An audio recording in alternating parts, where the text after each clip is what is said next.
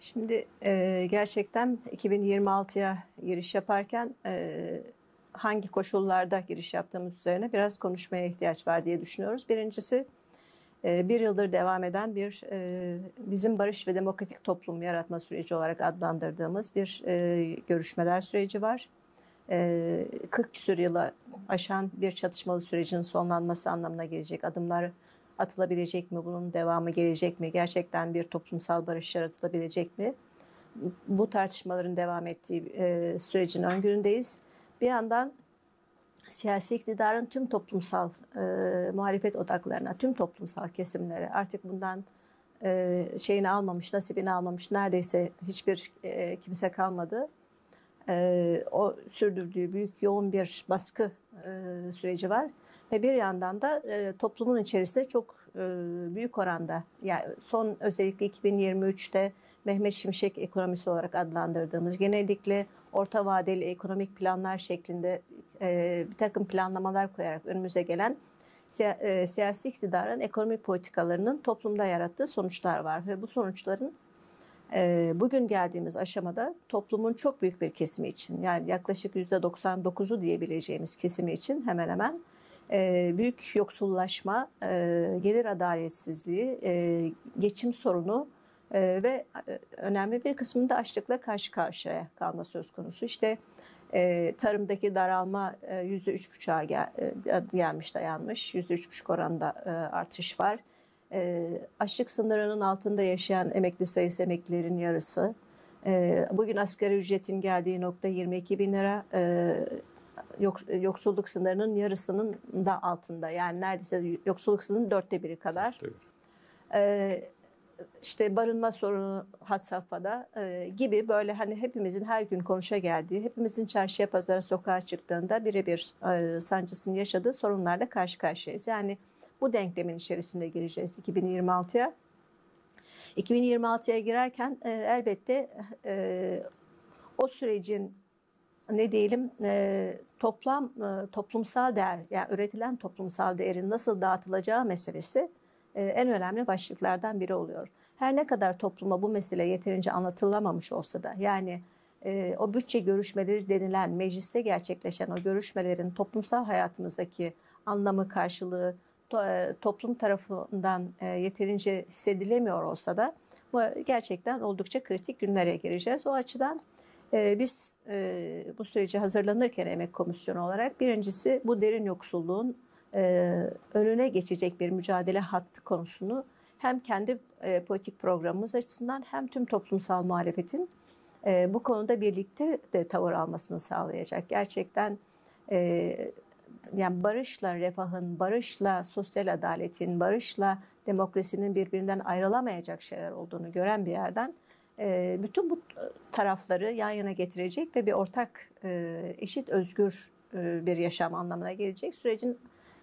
kanalların açılması için mücadele edeceğiz. İşin en genel çerçevesini böyle ifade edebilirim. Şimdi bu elbette biraz meseleye şöyle bakmak gerekir diye düşünüyorum. Hani barışın olması birden toplumsal refahın gerçekleşmesini sağlamıyor ya da toplumsal refahın gerçekleşmesi toplumun içerisindeki başka diğer çatışmaları ortadan kaldırmıyor. Bunun için örgütlü bir topluma, örgütlü bir bakış açısına ve bu ikisini birbirini güçlendirecek şekilde inşa edilecek bir perspektife ihtiyaç var. Biz hem Emek Komisyonu olarak hem DEM Parti olarak bu perspektifi inşa etme ve bu perspektif doğrultusunda bir mücadele hattı geliştirme ihtiyacını hissediyoruz. Bunun emeğini vermeye çalışıyoruz. Çünkü gerçekten çatışmalı süreçlerde hem canını kaybedenler, her taraftan, her iki taraftan da çatışmanın hangi tarafından olursa olsun yoksul emekçi yığınları vardır, onların çocuklarıdır. İkincisi, bu koşulların açığa çıkardığı sorunlar toplumsal eşitsizlikleri, ekonomik eşitsizlikleri güçlendirici sonuçlar açığa çıkartır. Bugün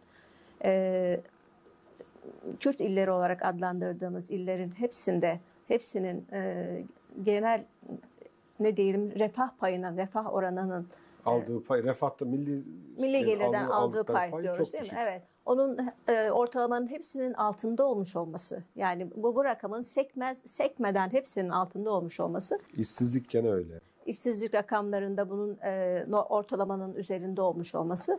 Yani bunun burada toplumun nasıl yani bu eşitsizliğin topluma nasıl yansıdığı konusunda bir diğer göstergedir. İkincisi bu meselelerin olması işçi ve emekçiler arasındaki şeyi artırır. Yani birbirine karşı konumlanışı artırır. Aynı tarafta olduğunu, aynı sorunun parçası olduğunu, refahı ancak birlikte mücadele ederse kazanabileceği bilincini de tırpanlayan bir şeydir. Bunu emekçileri karşı karşıya getiren bir şeydir. Toplumsal çatışmanın azalması ve barış ikliminin inşa edilmiş olması emekçinin kendi bütünlüklü sorunlarını, toplam hayat gailesini görmesini ve bunun için birlikte mücadele edebilmesini. Çünkü biz pek çok zaman şununla karşı karşıya kaldık. Bir bakıyorsunuz herhangi bir yerde emeği için mücadele eden Kürt işçiler oradaki yerel halk tarafından lince uğrayabiliyor. Yani neden? Aslında hakkını talep ettiği için değil, Kürt olduğu için uğruyor. Oradaki herhangi bir şekilde açığa çıkan bir provokasyon bu sonucu yaratabiliyor. Çünkü toplum böyle ayrıştırılmış durumda. Yani bu tarz ayrımlarda bu sonuçları doğuruyor. Yani bu yönleri var. İkincisi, eğer çatışmalı ortam ortadan kalkacaksa ki bu bizim önümüzdeki dönem mücadele hattımızın en önemli paydaşlarından biri olacak.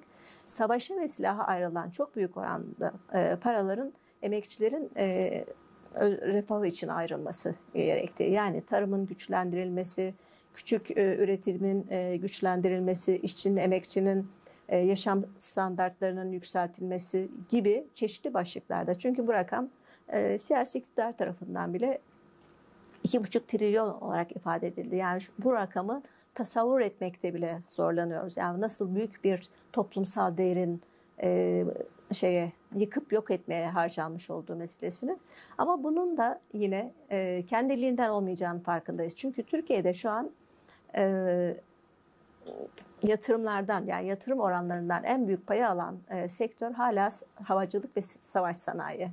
Yani Türkiye ekonomisindeki ne diyelim aslan payını alan, Türkiye'de endüstrileşme konusundaki yeni atılımcı, kar oranları yüksek olan. Aynen. Bütün teşvikleri alan, kar oranı yüksek olan, dışarıya açılma dolayısıyla ihracat kapasitesi olan gibi bir sektör varsa burada ve şeyin en yüksek payını bu alıyor. Yani bu kendiliğinden değişmeyecek. Dolayısıyla bunun değişmesi için de yani barış politikası hayata geçtiği oranda buralara yatırım değil, toplumsal refaha yatırım, yoksulluğa yatırım, emekçilerin hayatlarının iyileştirilmesine yatırım meselesinde daha fazla gündem yapabilecek koşullarımız olacak. Çünkü güvenlik, çatışma gibi hamaset gerekçesi ortadan kalkmış olacak ve biz bu hamasete yenilmeden gerçekten bu meseleyi konuşabilecek, bunun mücadelesini sokakta, fabrikada, tarlada daha